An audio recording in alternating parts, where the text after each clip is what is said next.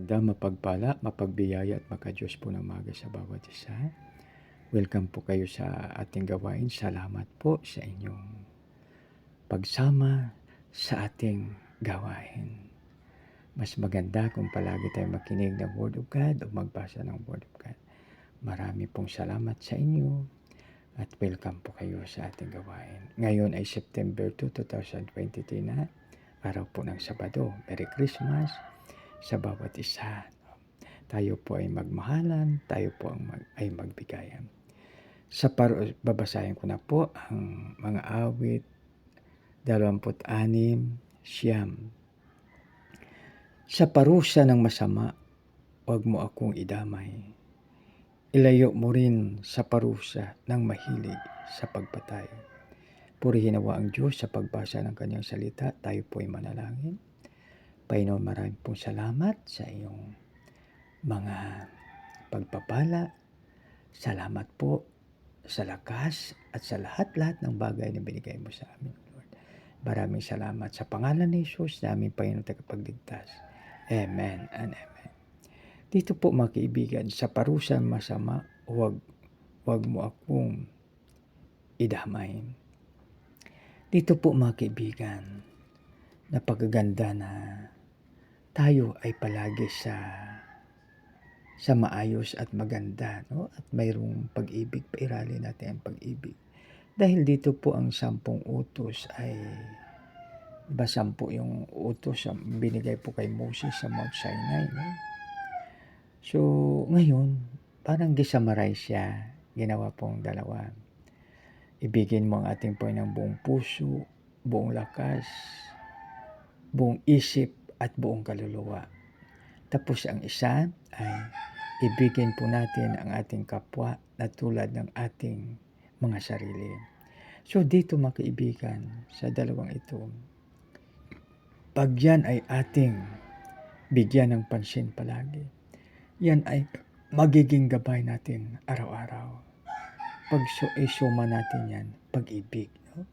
Pag-ibig. So pag mayroon tayong pag-ibig, unang-una, siyempre, ibigin natin ang ating Panginoon. So, kung ibigin natin ang ating Panginoon buong puso, buong isip, buong lakas at buong kaluluwa, siyempre tayo ay magalang at masunurin sa Kanya. No? So, pag tayo ay magalang at masunurin sa Kanya, ganun din po ang gagawin natin sa ating kapwa. No? Tayo ay igalang natin sila. No? Anuman ang kanilang status sa buhay, anuman sila, dapat po ay ibigin natin, no? So, 'di ba maganda pag yan po ang ating gagawin, no? So, maraming salamat sa mga salita ng Diyos na ibinigay sa atin sa umagang ito. So, kaya mga kaibigan, pag tayo na sa pag-ibig at tayo ay masunurin, ang parusa ay wala sa atin.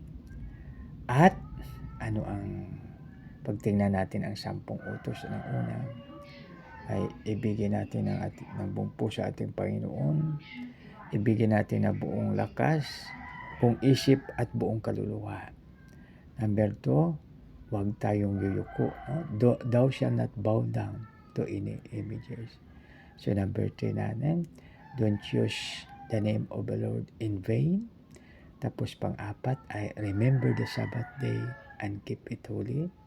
Tapos ang ika-5, mga kaibigan, ay honor, no? Honor thy mother and father. Tapos ika-6, huwag magpatay, no? Thou shall not kill. So, yan mga kaibigan, no? So, pag sundin natin yan, napakaganda. Parang gabay natin. Number 7, so tungkol sa adultery yan, no? So, huwag mangangalunya, no? Tapos pang-8, huwag magnakaw. At pang-9 ay don't tell a lie. Thou shall not tell a lie, no? So, parang i-shortcut na po natin, summarize na po natin. Tapos, thou shall not covet your neighbor's wife. So, dito mga kaibigan, ang 10 utos. Napakaganda na bilang gabay natin 'yan, 'no. So, sa araw-araw nating mabuhay. So, mas maganda kung memorize natin 'yan. Kasi kung ma-memorize natin 'yan, palagi nating maalaala, 'no. Pero kung halimbawa busyng-busy talaga, so siyempre yung summary na lang, 'no. So, love God with all your heart, with your whole mind, with your strength, and within your soul. Love thy neighbor as thyself. So, pag yan ang ating gabay, mga kaibigan, napakalaking tulong na maging maayos po ang lahat sa ating buhay, no? So, pag halimbawa, no, mahalin natin ang ating ng buong puso, buong isip, buong kaluluwa, at buong lakas, siyempre, number 1 siya sa atin, no? So, pag halimbawa, mayroon tayong accomplishment sa buhay, so to God be all the glory, praise God tayo kaagad, no? So, tapos pag yung unang income natin, bigay natin kay Lord kaagad, no? So, ibig sabihin na love and offering tithes, ibigay natin sa ating Panginoon. So, yan po mga kaibigan ang pinakamaganda nating gagawin, no? So, yan. So, ito mga kaibigan, no? Basahin ko po ulit. Sa parusa ng masama, wag mo akong idamay. Ilay mo rin sa parusa ng mahilig sa pagpatay, no?